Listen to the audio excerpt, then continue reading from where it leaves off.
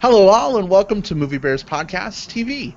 I'm Brad Harris, and every once in a while, when our schedules and the stars align, I like to get together with some pretty awesome guys to dish a little bit of TV, catch up on some stuff that we're enjoying together, maybe apart, the podcast cast that watches together stays together.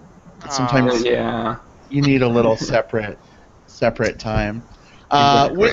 With me as usual are Casey Scott, of course. Casey, welcome. Hola, ¿cómo estoy? How's everyone? That's all the Spanish I know. I was wondering if that tied into. I was looking at our show list. I'm like, does that tie into any of our shows? No, I felt like channeling Buster from Arrested Development. Oh, there you go. And you've already heard from him. Stephen Heslin is here with us as well. Welcome, Stephen. Hello, everyone. Thank you, and good to see you two. This is our Thursday night premiere.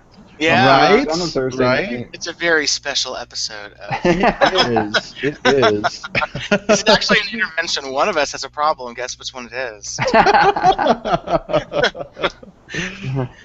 that dramatic. Yeah. Typically we like to do this earlier in the week, but scheduling with three super busy and studly people can be difficult, right? Our time is in demand, so we take it where we can get it, right? Oh, yeah, and it's usually... Wait, you're... Okay, never mind. That's my philosophy of life. I didn't mean where on your body do you take it. I meant where in time. Anyway, you know what I mean. Yes. Big show this week. We're going to be talking about The Walking Dead. We've got 2 episodes of that to discuss. Holy crap, there's a lot there to unpack. We'll also be catching up a little bit with Survivor, which we talked about last time. I think, right? Yes? I think so. I think so. Yeah. I actually didn't know we were talking about it. I'm so glad I watched it last night's episode. Well, there you go. An hour ago. I was like, I need to watch this because I need to know who got kicked off. Yeah. And we'll also be dishing up some MeTV. I know you guys have been watching a couple shows I haven't been, and Steven, you and I have been watching some stuff Casey hasn't, so I'm sure we'll have a little conversation there. But we do have a bunch to discuss. Are we ready to get right into it? Let's do it. For sure. All right.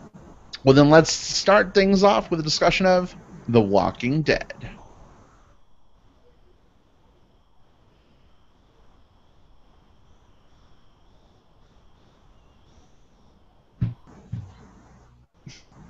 All right, so where to even begin? Casey, why don't you start us off on The Walking Dead? Your history with the show has been sort of a torrid love-hate affair. It has. How is the new season for you? Oh, and real quick, we will be spoiling the crap out of pretty much everything on the show tonight, so just to get that out there. But it is Thursday, so y'all should have watched Yeah, you should have caught up by now. Right?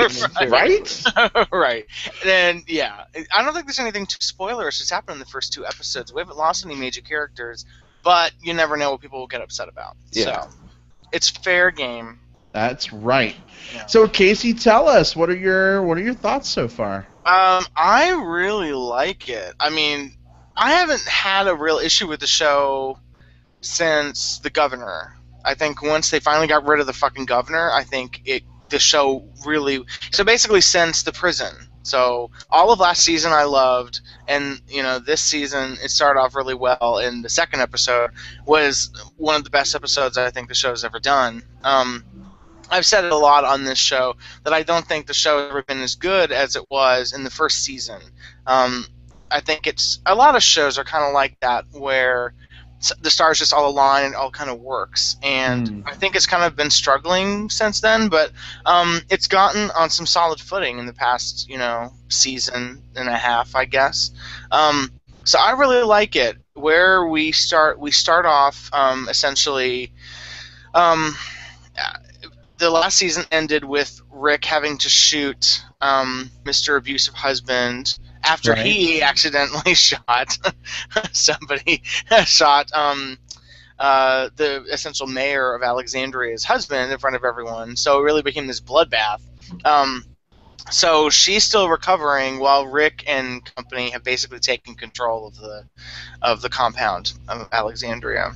But I think there was initial hesitation with that, but as we see in both the first and second episodes so far, these people really need to get their shit together because they've been very sheltered for a very long time, and so they have no idea how to use weapons. They have no idea how to defend themselves.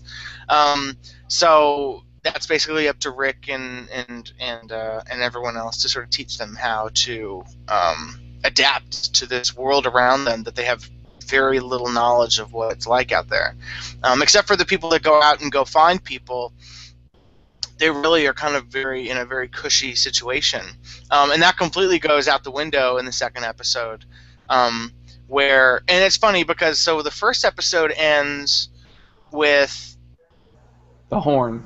The horn. Beep, So beep. yeah, the first episode ends with this horn and this, to be honest, ridiculous plan of corralling these. This is not, like a cattle run on the Oregon Trail or whatever. Like, I feel like some Molotov cocktails and some other things could have maybe fixed this solution without having to extract them out of that rock quarry, which, by the way, I live not 10 minutes from Alexandria. There's no fucking rock quarry in Alexandria. Wait a second. Is Alexandria a real town? Alexandria is 10 minutes from me. Yeah, I live I'm in Fairfax. Alexandria is right down the street. Alexandria is a real place. It's basically D.C. So essentially, it doesn't look like Georgia. Like, where they're still shooting in Georgia, Alexandria doesn't look like that. But so this plan goes awry. But the great thing about the second episode is that the first episode ends with you thinking, okay, oh my God, there's like thousands of walkers now coming towards this horn. Mm-hmm. So it has you with bated breath waiting for stuff to go wrong in the second episode. And then there's not a zombie in sight in the second episode. Yeah. I don't think. It's all about the people and how horrifying, and how the real trouble is people that can still control their actions and choose to do harm. Right. And want to, destroy other people. It had a really Manson-esque vibe for me, which I posted on. It was, they kind of have a very culty thing. They have, the W Wolves on their forehead. And it's kind of like the X that Manson and his followers put on their forehead. So it's very. The second episode was super intense, and I think it was one of the best shows ever done. And no zombies in it at all. So it was just kind of like, wow, I love that this took this turn. But you never even really notice until it's over. It's like, hey, wait a minute. Where did that horde of zombies go? And you're just like, oh, I guess they're still on the way. So they have to recover from this shit while dealing with these guys that are coming in the next episode. So, really well done. We got Badass Carol back finally. Although with some hesitation, which was weird. Yeah. A little bit. Talk about that actually. Yeah. Well, I mean, I thought it's almost a little bit flipped for me. I love both episodes. I mean, both 1, 2. I mean, this show is like hitting out of the park right out of the gate. And I hope they can keep this up. But the first episode for me was amazing. It was one of the most amazing premieres I've ever seen. I mean, it just, from moment one, was intense and didn't stop moving. And they did this really cool thing where, they kind of split the time. They were in sort of this present time, then sort of went back and made it black and white so you knew which time period you were in, to right after Rick had shot that person. And they were sort of going back and forth and sort of leading up to this plan of corralling all these zombies that have fallen into this quarry and been sitting there for months, and now are starting to escape. There's this plan to corral them in sort of a Pied Piper sort of way out of town, which I agree with you. That's the only part of the flaw in the plan that I think was sort of weird was, you're just going to let them go? I mean, they're still going to come after you at some point. Like, why not have some sort of plan to kill them? Like, while they're all down there and you spotted them, like, shoot a bazooka down there. You guys have tons of weapons. Like, just start picking them off. Well, to be fair, I haven't seen a bazooka. I know, but I don't know. Alexandria is not terribly far from like Quantico and Langley, FBI and CIA. So I'd be really surprised if we don't see that pop up in future episodes or seasons. But but yeah, it's sort of going back and forth, and it also has this character that is sort of doubting them, and and then he gets killed because he doesn't have the strength. Like it's showing this weakness of this group, and they're trying to prove their point of like you guys are so sheltered, you don't understand, and you need to try and learn. And this guy learned the hard way, and the whole time, all I kept thinking was, "Oh my God, that's that guy from that horrible vacation commercial for Hyundai or something like that." But he's also in Can't Hardly Wait and Empire Records. And, Sweet Home Alabama, and Ethan Embry's been around forever. So I was like, "Oh great, a celebrity." Oh wait, yeah, he's dead. I was like, right. So, but yeah, it was really intense the whole time and everything, and then at the very end, you hear this horn.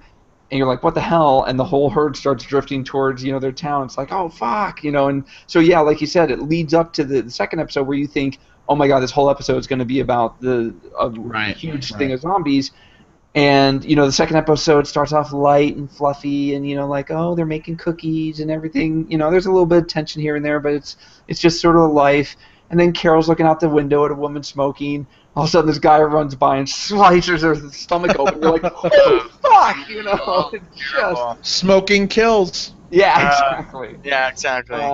And yeah, then it goes into this whole wolves storyline where the wolves are attacking them, and it's just insane. And it again, chaotic, intense, and and then you have what's his name with his martial arts and his bow stick, and Morgan, Jedi. Yeah, who's awesome, but at the same time won't kill anyone. It's like I don't get it. You've seen what humans can do. Just letting them go they're gonna come back and hurt you again. They're gonna come back. What, you think you and your stick is gonna scare them from returning? Are you kidding me? Right. And he let the guy run off with a gun. I was like, oh my God, dude, like, come on now. So it's just, that's the only part I didn't like. That, and when he plants in Carol's head, like, you don't like doing this. It's like, I like watching her do it. Just shut up. Right, exactly. Right. It's like, you're not speaking for anyone but yourself. The audience does not agree with you. Yeah. So, yeah, I think it's going to be interesting to see if they kind of keep this whole season almost divided with the people trying to lead the herd and the people in the camp and everything. So it's because it looks like the next episode is going back to the herd storyline. So right. And it's interesting because this episode takes place in the span of an hour. Yeah. Because at the very start, Carol starts her 60-minute cookie timer, right? Right. And then it ends with Carl taking the cookies out of the oven. He's so considerate. He is. Isn't he considerate? He's so nice. Yeah. His hair's getting a little too long, by the way.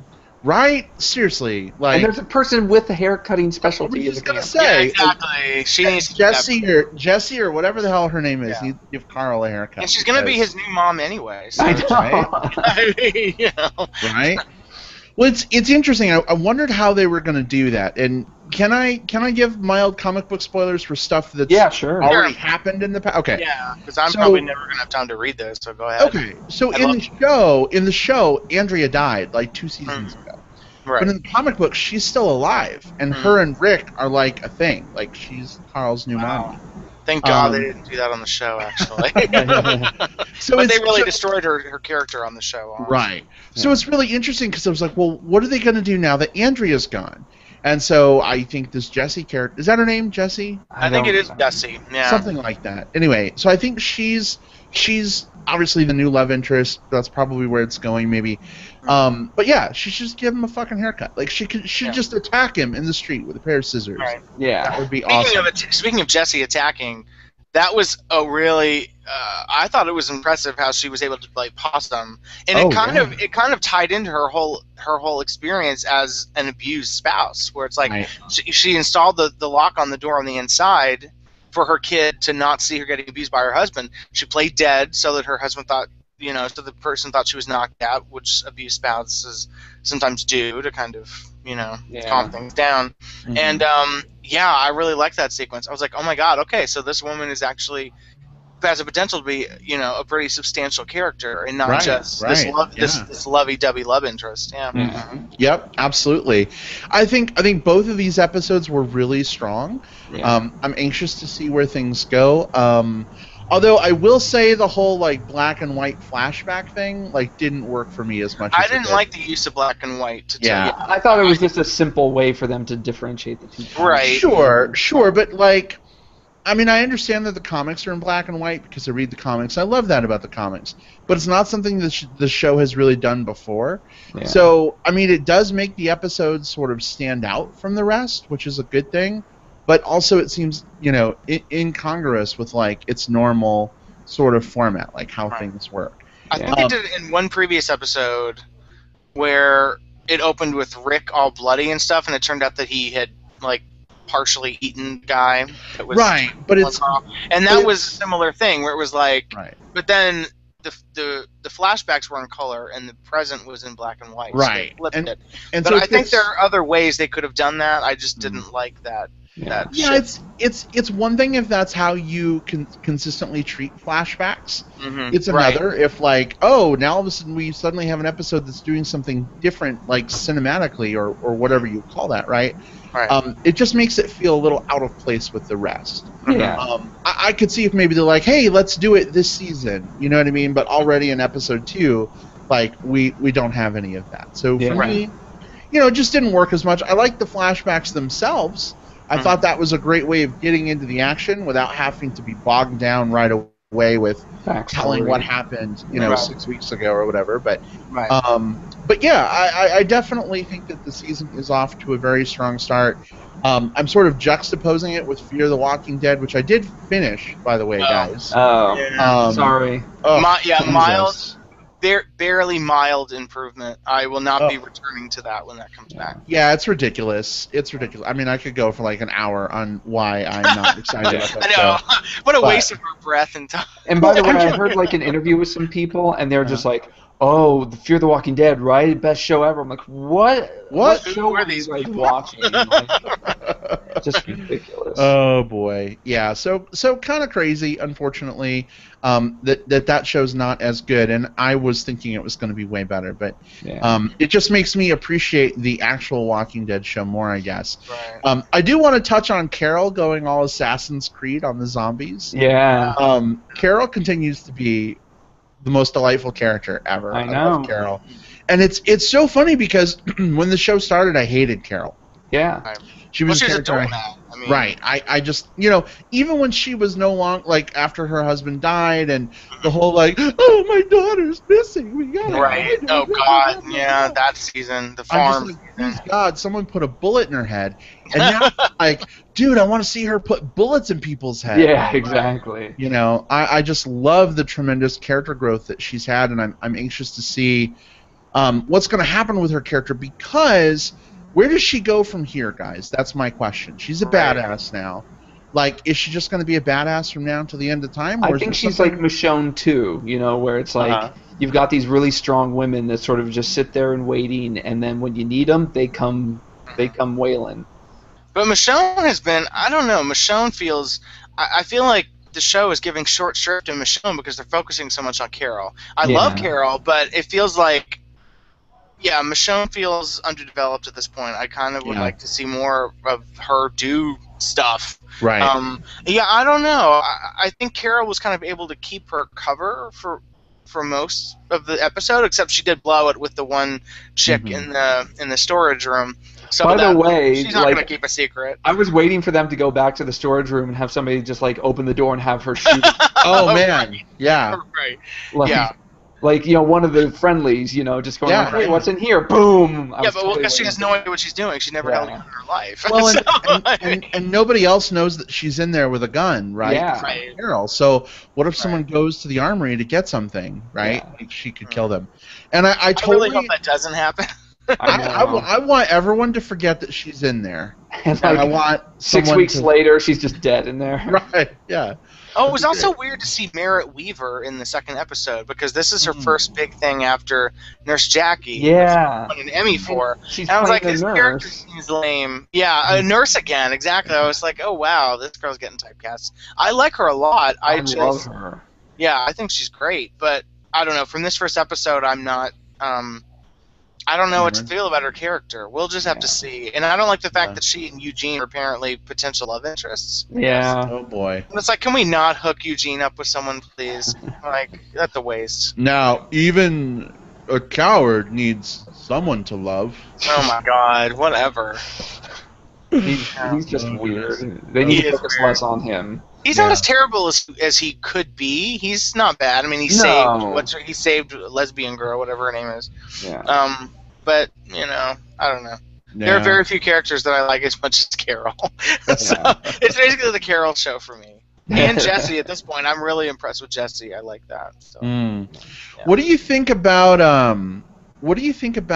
the this girlfriend potential thing for Carl? That's it was kind of stupid, and it's very sort of like teen stuff where it's like, oh, she's hugging him, she must not like me, and that kind of like BS. And the only other thing that I didn't like was how Carl, like when he went to go shoot that guy that was chasing him, then hesitated, and the guy came after him, and he was like, oh, boom, boom, boom. It's like, Carl was a badass. Carl, didn't you fucking kill your mom? Last season, or when they were in that church, Carl was a badass, Oh, you mean when they slaughtered everyone? Yeah. Yeah, it's like, and now he's like, oh my god, how's a gun work? Sort of like, it just weird, looked like he regressed a little. Well, fans are speculating that the girl is in with the wolves, but I think the flashbacks that we saw would seem to indicate that she's not. Yeah. I mean, she's kind of a lone wolf, and that's how she got there.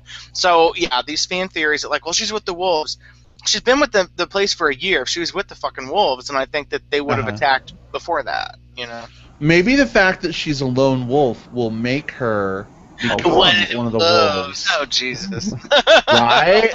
I mean, she's heading out there at this point. My question is, where is this wolf storyline like going? Like, there's kind of something in the comics that is similar, but I mean, we haven't seen a lot of them yet. So are they just a group of malcontents that are hanging out nearby, or what's your thought? I thought they were the ejected people from there. Because they seem to say one of the guys said it wasn't we didn't choose to be out there or something. He said something that seemed to insinuate that he knew that at least he did. I'm not saying that the whole group, but I feel like there's already some knowledge of how Alexandria works and what it is without those pictures, at least from some of the people. So. Okay, because I totally got the impression that they found one of the recruiters and killed the recruiter and took the pictures, and that's how they found out about it. And but then I thought they killed that guy. They killed this hiker who the recruiter saw, and he had pictures. I thought he had pictures. Is that what it was? I thought so, but maybe not. I don't remember. I was curious about those pictures when the significance when Aaron saw him. It was just like, or who saw him? I don't remember. Right. But I like that Aaron is a gay character and was a badass in this episode. Yeah. Right. Absolutely. Right. Yeah. Good to see him getting out there and getting his aggression on. Yeah. Yeah. What do you think about the mayor at this point? Is she a non-entity? Yeah, I think so. I think she's just a little rattled right now. I think it's decent cat character development. You shouldn't expect her to bounce back from that. I mean, they have been sheltered. They used to have wine and cheese parties, and now her husband's been murdered right in front of her. After her son was murdered on a run. Yeah, so right. She's gone through a lot of loss. But I'm hoping this is one of those things where she comes out stronger and she becomes sort of the that wise sage character, that Rick needs, But not Herschel, not another Herschel, please. I don't want Morgan to be another fucking Herschel either. Right. I want her to become the Captain Janeway of The Walking Dead. I want her to look like her a little bit. Right? Yeah. I want her to point a gun at somebody and be like, "Get off my ship. Get out of my town." Right? Well, I just hope she doesn't do that to the wrong person. Well, that's a fair point. We'll have to see. But didn't she run and hide? It wasn't like a Game of Thrones situation where the guy in charge ran and hid with. Oh yeah. Well, because she's all like, "We know what will happen if I go in there. I'll just pull you down. You have to go in there without me." She's kind of right. Yeah. She's not wrong. So yeah. Leverage your strengths, right? So right. maybe strengths it's a smart decision. People, not doing anything else. Yeah. So. Yeah, definitely. And we have a live comment, guys. Oh, yeah. From the super cute, super delectable Brian Dark from Valencia, California. Hi, Brian. She says, hi, Brian, by the way. She says, he says she's rattled, like you guys said. Mhm. She's a change from the comic character Douglas Monroe. So yeah, Brian, absolutely great call out there. They've definitely switched things up from the show, or from the comics to the show.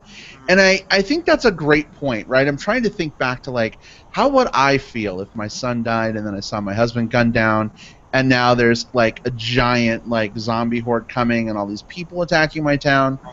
I'd probably shut down a little bit. Yeah, exactly. It's just like, take me. You know, it's over. We had a good. Well, moment. is she also? Well, I wonder, is she also feeling guilty about telling Rick to execute the killer of her husband there? And I wonder if that was another reason why she didn't want him buried there, because she didn't want a reminder of that. That's it was a quick impulsive decision with her husband's body laying there. So I think that will come back. Obviously, it will come back. She has to deal with this at some point. So. I just want to see her, like, kneeling on the ground, like, near her husband's body and her son's body, and start singing, "I'm all out of love." Ew. They're buried already. I don't want to see that. No musical numbers. No Ryan Murphy. No Ryan Murphy. No Glee. No musical numbers. No fucking Ryan Murphy. Gleeful Walking Dead. Yeah. That would be hilarious. We already have enough Ryan Murphy on fucking TV. Yeah, we don't need any more, right? No. Speaking of which, are either of you guys watching Horror Story? No interest. Never watched. Nope. I didn't know if Gaga was enough to draw you in. Nope. No, sorry, she's not gay catnip to me. So I could give a shit. Like, if she was playing somebody that wasn't Gaga, essentially, I would watch it. But she's basically playing glammed out Gaga. That's not acting; it's just her persona. So. Yeah. Well, there you go. Not watching. There you go. So, guys, is it safe to assume you're going to continue watching The Walking Dead this season? Oh yeah. Ooh, Jinx! Ooh. Jinx, poke. You owe Steven a Coke. The poking thing. That's new. Yeah, I'm like 3D. That kind of works. Yeah. Right? Totally. There's all kinds of cool stuff. I could, like, poke you with Olaf the Snowman's nose. And I like warm hugs. Anyway.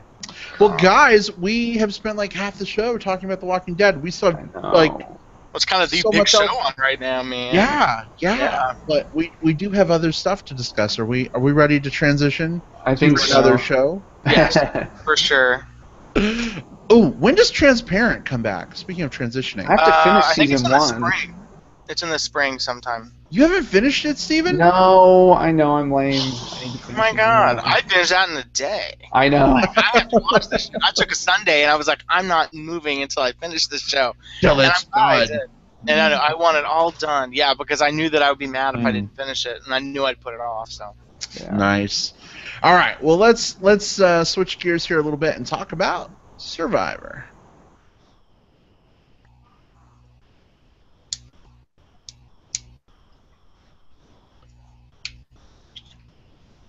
They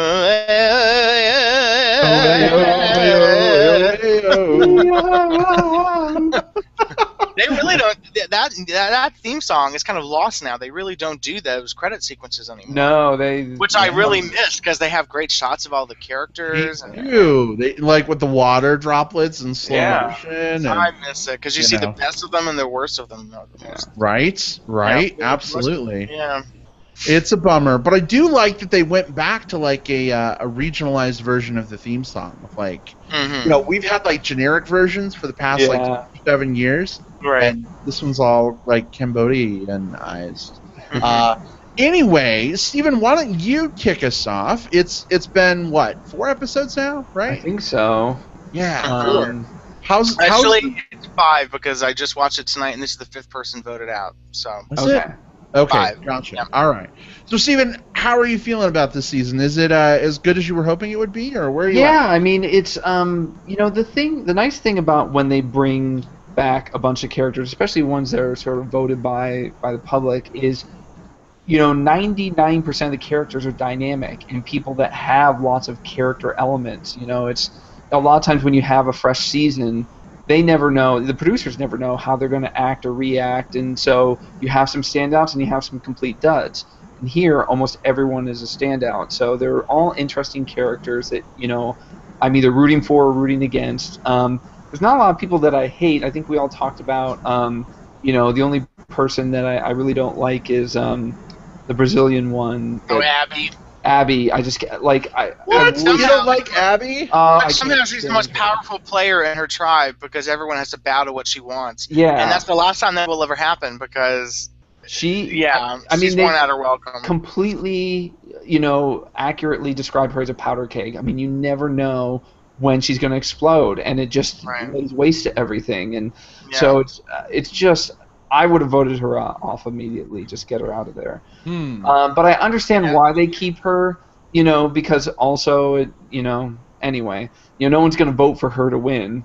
Yeah, exactly. So take her to the top, and you're. But it's so hard to take her to the top because she sees you talking to somebody, and she's like, "They're plotting against me. I'm going to vote them off." It's like, She's walked up when people are talking on camera. Why are you talking about me? It's like, oh my God, girl, you know how the show works. Like, let people talk. But she's not even mean about it though, right? No. She's like, "Oh, are you guys talking about me?" But she's passive aggressive about it. She's very passive aggressive. Right. Oh my God, now she feels like she has like something dangling above Wu's head. I was like, bitch, once the tribes merge, people love Wu. They're gonna get rid of you. Yeah. Yep. So, but yeah, I having this whole second chance thing, I think is an interesting framework. I like that they're sort of working it into the challenges as well. When they have a lot of these like reward challenges, they'll mention, this is a second chance for this person who did this on this season and they failed at it. So it's their second chance to redeem themselves. And so I think that's kind of interesting. They switched up the teams. They went from 2 teams to 3 teams, like in the second episode. It's like, holy crap! Right. The third episode, so it's they already, have been switching things up, keeping it dynamic. There's been, even within these tiny 6-person tribes, there's been all these power shifts, and like people who think they're in the bottom are all of a sudden in the top, and lots of maneuvers and playing the game. And I also like how a lot of the players are really sort of examining how they played the game the first time and trying to shift. Like Chaos Cass, I remember when we talked about this last time, Casey was like, "Oh God, I hate Chaos Cass," and this time she was conscious of it, and she's like, "I don't want to be that person." So she like was giving that person a birthday gift. She's like, "I'm not trying to be chaotic. I'm trying to play it differently this time and be nicer." Whether that lasts or not, we'll see. But I like how people are trying to adjust their game. To try and see if it helps them or hurts them, and so I've really enjoyed it. I mean, unfortunately, we lost. What was it, Jeff? Jeff Varner, But he had it coming. He had it coming. He had it coming. When he whispered over to the other team, it was like, "Oh, you stupid idiot!" Yeah. And it was funny. I was like, it's between Wu or you, and at this point, it's about winning challenges, and you're not winning challenges, Jeff. So, and you hurt your toe. Yeah, exactly. So I was like, dude, it's your time to go. Unfortunately, you know that basically, you're like a wounded animal. You need to put it out of its misery. So I don't know if Varner would ever listen to our show, and Varner, if you do, I apologize. If you do, I love you, and I would jump in a heartbeat. I mean, I do love you, and Did you guys notice when he was sitting up on top of the pedestal, like calling out directions or whatever? Like he had major moose knuckle package going on. Oh, yes, I missed that. Normally Survivor blurs that stuff out, but you could see definition. Nice. Yeah, it was I missed that, but that challenge where the calling out challenge. Oh, that looks so painful. Yeah. It did. I was like, oh, this is so painful to watch because it's 3 different people yelling, and it's like, okay, I need to listen to my person. But on top of it, they're trying to give directions to 3 different mini teams. So they're like, you stop, you go, and you're like, well, Right. It's even worse when it's different groups of people, right, as opposed to one person just guiding another person one at a time, which is usually how they do that kind of challenge. And I don't know if it worked as well. You know what I mean? I don't know if they're going to come chaotic. back. It looked like it took a long time, and people got a lot of loses. So Right. I'm enjoying this season too. Jim, Will, and I did kind of a Survivor draft pick, and I got Andrew Savage, Tasha, Tasha, and Cass and Spencer. and The three Sierra. people from one season Yeah, who were on one team together. Right. I also got Sierra from Blood versus Water and Vetus, and of course I've lost Vetus at this point. Vetus. Yeah. But I'm really excited to see Savage and Tasha like just power gaming right Yeah. now. Right. Like, and I'm really impressed with Savage because he's changing his game up. I think Tasha's kind of carrying him a little bit, but Yeah. it's good to see him play differently than he has before. Yes, that's a cat behind me. There's a pussy on my screen right now. Pussy on my shoulder. Oh my Right? God. But I like the second chance aspect as well. I think it's funny when Jeff is kind of a dick in the challenge, though. He's like, Sierra, we ran this challenge on your last season, and your team failed at it. Yeah. Let's see if you can change history. You know? Yeah, well, it should be like, well, I can't change history, Jeff. I can just try again. And if I lose, just shut the fuck up and Right, don't bring it up exactly. again. Because there's other stuff in my life that I should be more ashamed of than losing a challenge on a fucking game show. Exactly. So You need to calm down, dude. So I got to ask, how delicious was it for Monica to go home in that blind scene? Oh my God, That was that was crazy. amazing. I was like, yes, please get rid of this bitch. The look on her face. That was great. Oh, she looked like she was gonna spit fire. Totally, She it was she awesome. She It was was like, so "Are you good. fucking kidding me?" Because she looked so content. Like, yeah, that's right. We're all together. This tribe doesn't even exist anymore. That's something that I really. That's something that always kind of bothers me when it comes to like splitting tribes up and merging. It's like, well, let's stick with our original tribe. In a case like this show, where they were only together as a tribe for like I don't A know, day or two two, weeks, yeah. and I was like, why do you feel allegiance to these people? You're with these people at this point longer, and these are different players. Like if you're a Survivor fan, you should be like, oh, okay, this is someone that I want to play with now. Okay, I'm switching allegiances. Exactly. So it's stupid to be like, well, what if we vote off Monica? Then all the other people from our old tribe are going to be upset. It's like, then they're fucking idiots. Well, that's why I don't really understand. You don't know the allegiances they've made over on their new tribes. I don't really understand it when people form alliances on like the first day, because it's like you know it's going to be messed up. You don't know who the people really are. You don't, like I think you should wait a couple weeks to really kind of say like, I really want to play with this person and I trust them, and I want to try and make an attempt to go at it. Versus some people are like, okay, I'm picking this person, this person, this person. Okay, we're in an alliance, and then like you said, the game changes, you split up, and then it's like you're getting hurt because people know you're in this alliance when you only met them for a day. Yeah, it's stupid, but it's funny because this little like Bayon alliance, like, well, it has to be us, okay? I don't know how the hell Steven got into that alliance. Yeah, I'm just like, come on. Are you that stupid? You're gonna keep carrying this guy just like in his other season. It's just like, what in the world? I don't know how he lucks out into that. That's Fishback. That's Fishback. That's what Fishback does. Well, I don't know. Next week it looks like he's pissing some people off, so we'll have maybe he's peeing in some Island Cheerios. Which, okay, let's talk about the comfort item shit. Okay, I know it's second chances. I know it's like rah-rah, we're all previous, players in the game. But like, how cushy are they making it for these guys? I know. The lounge chairs and the hammocks. Yeah. I know. Go back and watch like seasons 1 through 4 and realize, oh my god, these fucking people. Like Colleen on season 1 with those bug bites, like bugs living in her legs and stuff. You don't see that shit happen anymore. No, like, Naked and Afraid has it worse than Survivor at this point, Right. No. Yeah, everyone's like, every week it's like, here you can win a car to get around the, the island and some sun spray and. I'm just like, what is this, Gilligan's Island, where you stuff me in a coconut or something? I really thought this week Jeff was going to be like, want to know what you're playing for? We've got hoverboards from Back to the Future. Yeah, exactly.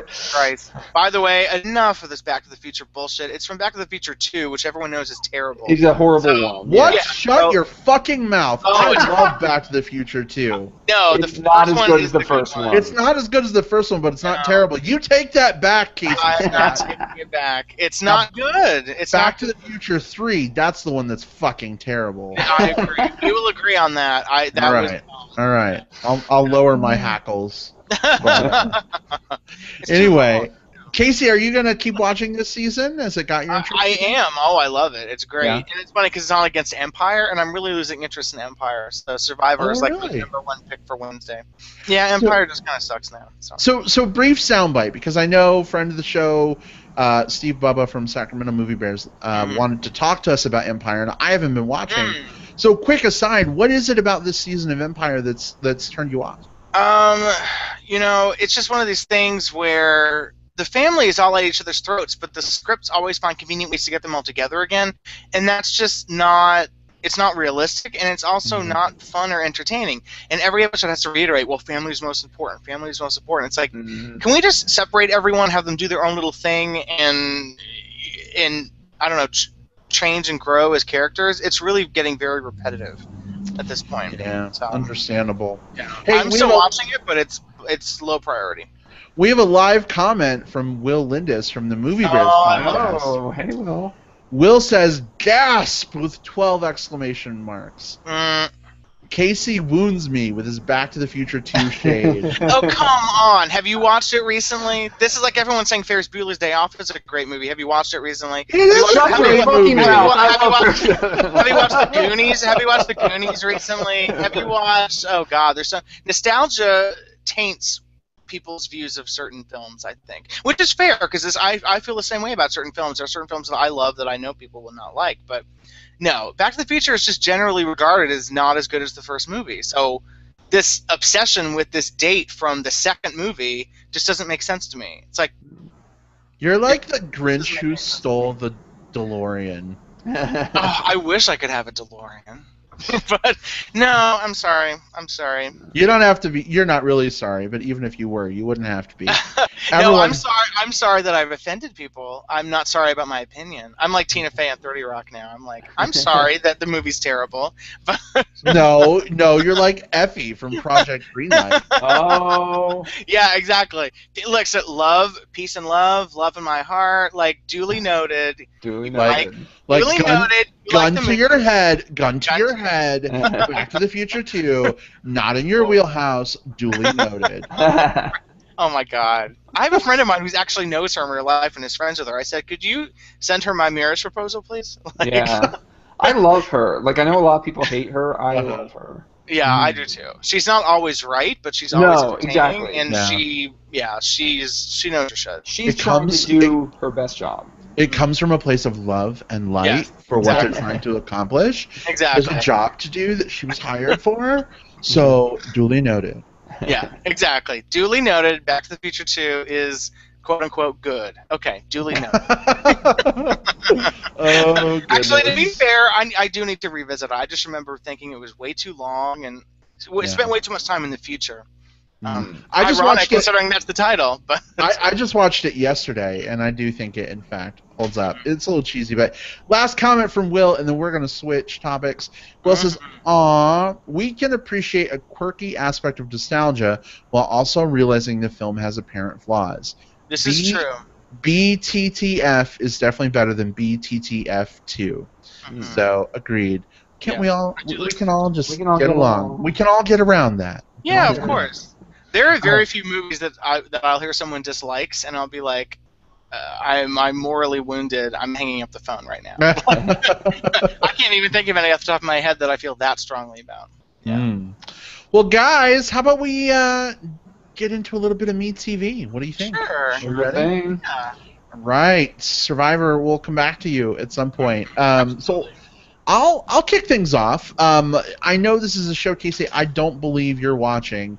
But I have really been enamored with the new season of The Flash. It's only like 3 episodes in at this point.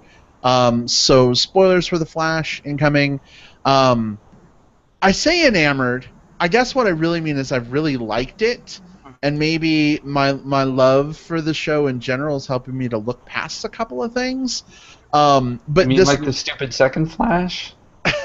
Actually, I kind of like that a little bit. I actually wish he had his powers in this universe. Well, that's the thing. It would be interesting if he did. Right. Like, now he's just a guy who wears a stupid helmet. Right. Like I want him to like show up and like beat Barry somewhere. You know what I mean? And like, I don't know. There was one thing I always liked on Smallville. Like they had a Flash on Smallville as well, and he was always faster than Clark Kent was, and so he would like show up first and then be like tapping his foot and waiting for him to show up. And anyway, that's an aside. But I do have to say, as much as I'm enjoying this new season, this latest episode did something that just like totally pulled me out of it and made me question why I'm watching the show.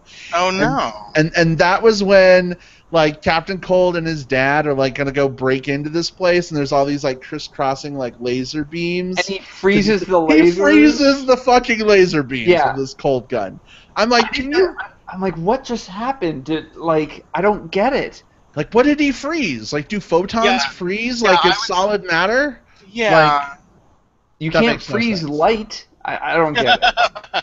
Hey, like, says you. Flash says you can. So. I guess. It was funny because Jim was watching it with me, right? And Jim is not like a fan of superhero shows in general. But he was watching it, and he's like, well, one thing I appreciate about The Flash when I watch it with you is they go out of their way to really have like an ironclad like scientific explanation for how his speed works and how his suit like keeps him from burning up. And he's like, because Jim's an engineer, and he's like, I really appreciate the amount of work they go into it. And then he's like, then they freeze fucking laser beams. What the hell is that? You know? Yeah. So I thought there was gonna be some clever workaround to it, and then he froze the laser. I'm like, that I don't even understand what just happened, because that's not possible.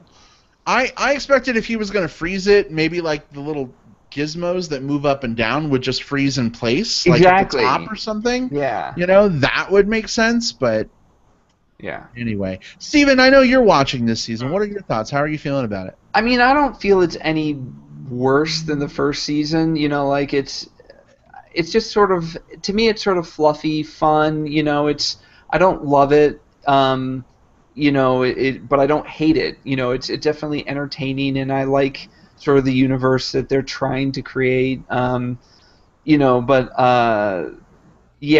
episode was, I've never really understood the, Captain Cold thing and how he's going to fit into the Legends of Tomorrow storyline, considering he is sort of a bad guy, and although a bad guy with a heart of gold, so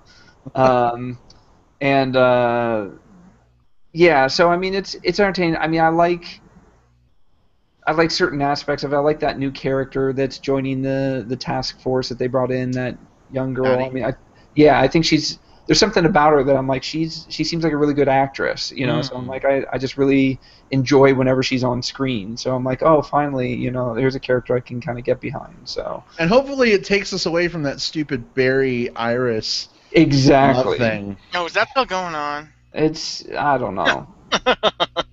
I just remember that was one of the reasons why I was like, do I want to keep watching this? Yeah. But then I heard such good things. I do need to revisit it because I think it's up on Netflix now. Yeah. Oh, nice. Oh, but speaking of stuff that I might revisit because I've heard good things, although I don't know if I should trust it, is Gotham. I've heard that too. Yeah. I don't know. The last week's episode was apparently god awful. The one that was just on this week was apparently terrible. Okay. But I don't know. I hear a mix. It's mixed. It goes back and forth every week. So I don't know. It's inconsistent, I think. I don't want to be burned by it. But. I know, right? Exactly, because you're investing time. You're investing your time in like faith that it's not as bad as you originally thought, and then it like slaps you in the face. Like we'll be bad if we want to, like, and you'll like it. You'll deal with it. Oh boy. No. Well, that's what I've been enjoying lately. Casey, how about you? I've been watching. Well, I'll save some for the plugs. I am really into Fargo. Fargo's back, and it is so good. Last season was amazing as it was, and so FX is really into this. They've done it with American Horror Story. Now they're into this whole idea of doing a show. Anthology series. It's an anthology show. Yeah, like I think True Detective is dead. I don't even think it's. Oh, I hope so. Coming back. But this. One can hope. Yeah, exactly. I don't know how you recover from that season. But Fargo was such an amazing first season that I was nervous that the second season was going to be, sophomore slump like True Detective, and there's always that risk that or American Horror Story, or or Empire, or plenty of other shows that were good last season and just this season haven't been great. But It's really good. It's really strong. It's set in the 1970s. It has Jean Smart, who everyone loves, as the family matriarch of a criminal family in Fargo, and Ted it follows. Danson. Ted Danson plays. I think he's the sheriff, actually, and then his son-in-law is Patrick Wilson. Yeah. And Kieran Culkin is in it for a little bit. And Kirsten Dunst is kind of making a comeback. I mean, she never really went anywhere, but she hasn't really been as big as she was, like 20 years ago in Bring It On. Right. Or not 20 years ago. You know what I mean. Feels like 20 years ago. Yeah. And she's married to Jesse Plemons, who people affectionately refer to him as Meth Damon because he was he was fucking Todd in Breaking Bad. Yeah, that awesome. Crazy sociopath. And he's gained some weight, so he's got some nice chunks in the trunk and some rolls, so he's super hot. Yeah, because he kind of shows it all. Yeah, he lays it out. Yeah, he does there's a fireplace scene where he's in his little tighty whities. I was like, oh my god. Yeah. And they stay on him. You should see him. You should see him in Black Mass. Why does that sound so familiar? That's the movie. It's the new Johnny Depp movie. He plays Whitey Bulger from. That's 70s. right. Oh, I didn't know he was in that. Okay. But Jesse Plemons has a beach scene when he's in like a little swimsuit. Oh, really? And I love Jesse Plemons. Yeah. Yeah. Apparently, he was on. He became popular because of Friday Night Lights, which I still haven't seen. But I really like him. He was good in The Master. And he's good on Drunk History. Nice. But Fargo is really good. It's incredibly beautifully shot. The writing is really strong. It's like the movie in the first season. It kind of balances the line between a violent crime story and some very dark humor. I really like it. I'm really into it this season, and I'm definitely going to keep watching it. Nice. So I am halfway through the first episode, but I'm confused about something. Yeah. So this season is not connected to last season in any at all. The only connection is that the cop's little girl is the head detective from the first season. So she grew up to become. Oh, I didn't realize that. Deputy. Okay. Yeah, that's the only connection, though. It's not referenced. Oh, yeah, that's the only connection. That's her father that she talked about in the first season. Okay. But that's the only connection. Wait. Isn't her father in the first season that plays the chef at the restaurant? Yes, that's right. No, that must have been after. So that was after he retired then. So that Patrick Wilson's character or whatever becomes her father. Yes. Mm-hmm. Oh. Yeah. Okay. Interesting.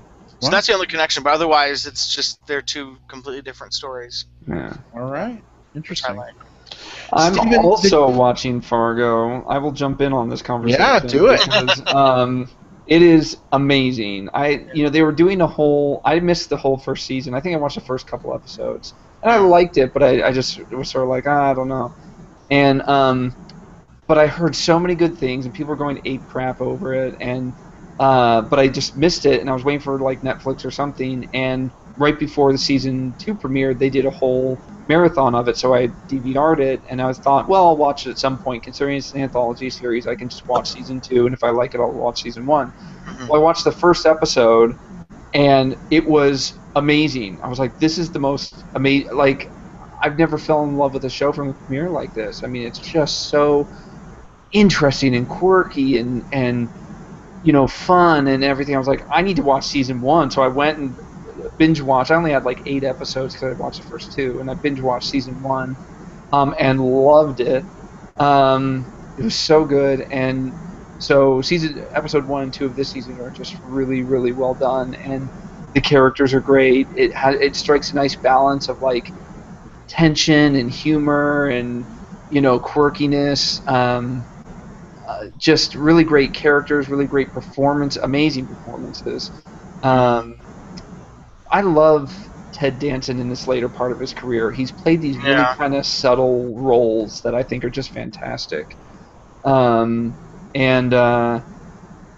Just even the guy that played Rye You know, Oh, Kieran Culkin, yeah. Kieran Culkin Yeah. just was fantastic. He was really good. I know. I was like, oh, wow. The only thing I'm scared about, is they're sort of doing the same thing with American Horror Story Season 2 and bringing in aliens. And it's like, oh, God, why are you doing this? I wonder about that. And also, they're going to bring Reagan in, which was tied into the opening of the premiere, where it's on the set of one of his piece of shit westerns. So I'm interested in how that kind of develops. And yeah, the alien thing is.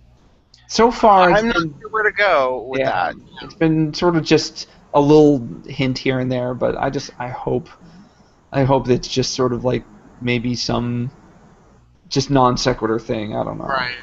Well, I have faith in these showrunners after season 1. But then, but I don't know. They don't have the track record like Ryan Murphy, where it's proven that everything he touches turns to shit very quickly. Yeah. So, like Scream Queens, don't watch that, guys. Yeah. Someone just told me yesterday that it's the best thing on TV. The best thing on TV? That's a stretch. We're talking about the best thing on TV, actually. Yeah, exactly. We're talking duly noted. Duly noted. Right, exactly. No, Scream Queens is like every Ryan Murphy project. It's inconsistent. Yeah. It has its moments, but... I watched the first episode or something, and there were some really funny moments, but I was like, this feels like Glee, but with really gruesome horror. It's very Glee, yeah. Huh. Yeah. Well, that's disappointing. Well, I'm glad to hear you guys are enjoying Fargo so much. I got about halfway into the first episode, and unfortunately, I've just had like a gazillion things going on. We had a kind of a mini flood in our house yesterday. Oh, God. We had a water leak issue, and it's just been kind of... Yeah, so anyway, but I want to get back to it. You need to. Yeah, I enjoyed what I saw so far, and I'm a big fan of Jesse Plemons and Kieran Culkin and Kirsten Dunst in a non-Spider-Man movie. I know. So. She's doing her Midwestern accent that she did in Drop Dead Gorgeous, so I'm really happy because that's one of my favorite movies. So yeah. Awesome. Well, guys, let's look to wrap up with some plugs then. What do you say? All right. Ooh, right. Okay. So, Casey, what is your plug or multiple plugs this week? Well, first of all, I'm going to pull a page from Steven's book and retract my plug for Quantico in the last episode. Nice. Oh, really? Unplugging.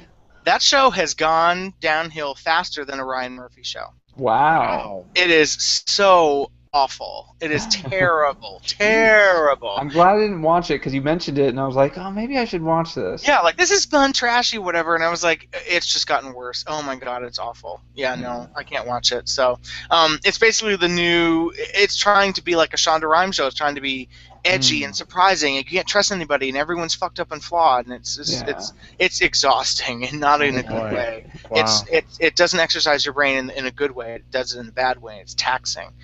So do not watch Quantico. I'm taking that plug back. But do watch Crazy Ex-Girlfriend and Dane the Virgin on the CW.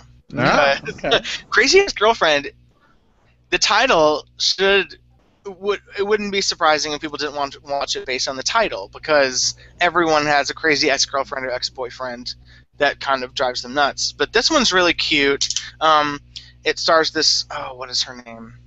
I forget what the star of the show's name is, but apparently she's popular. She was a popular kind of YouTube and stage personality, and she plays this crazy ex-girlfriend who has everything going for her in New York, and then she meets the boyfriend that she had at summer camp at 16, and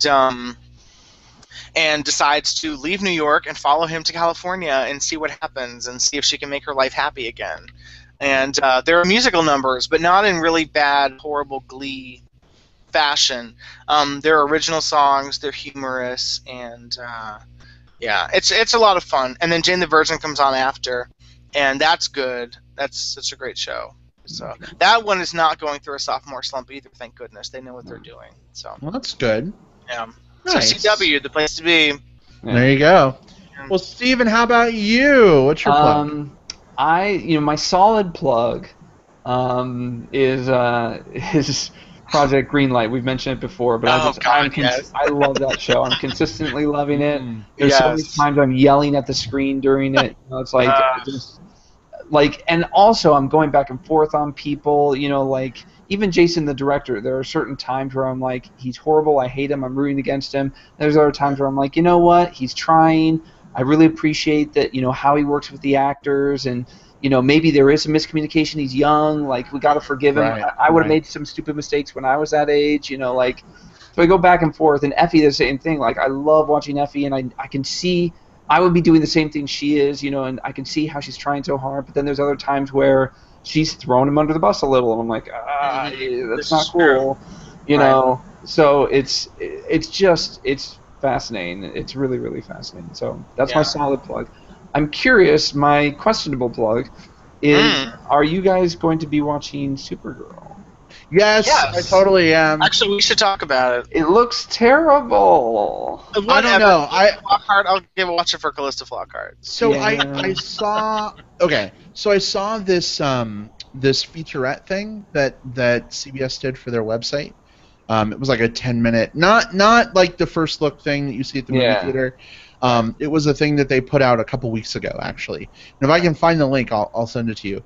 But like a lot of the stuff it was talking about, like it had what's her name, Melissa Benoist or something like that. I don't know. Just sort of talking about like the character and what the character embodies and what they're hoping to accomplish with the show. And a lot of the footage that they were showing was not the like Devil Wears Prada. Yeah, that's what I was thinking when they were. They show a lot of that footage, which is right. I don't understand why they're marketing the show using that footage. So Right. So this made it look a lot more like stranger in a strange land, trying to cope with like living out in the open, with her powers, but still having to have a regular identity, and how she might have to sacrifice her normal life to be this like embodiment of empowerment, you know what I mean? Yeah. And I don't know, it seemed interesting to me.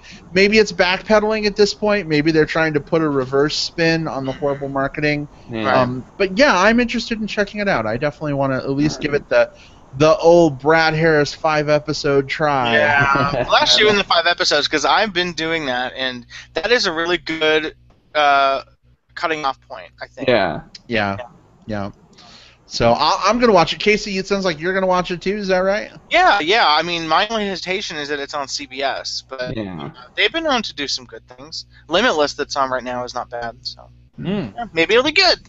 Maybe. And Helen Slater is going to be on it, the original. Oh, right. And Dean Cain, Superman. Yes, Wow. I'll watch him in anything. So right. Yeah, I'm excited. I'm excited about that little thing, So Definitely.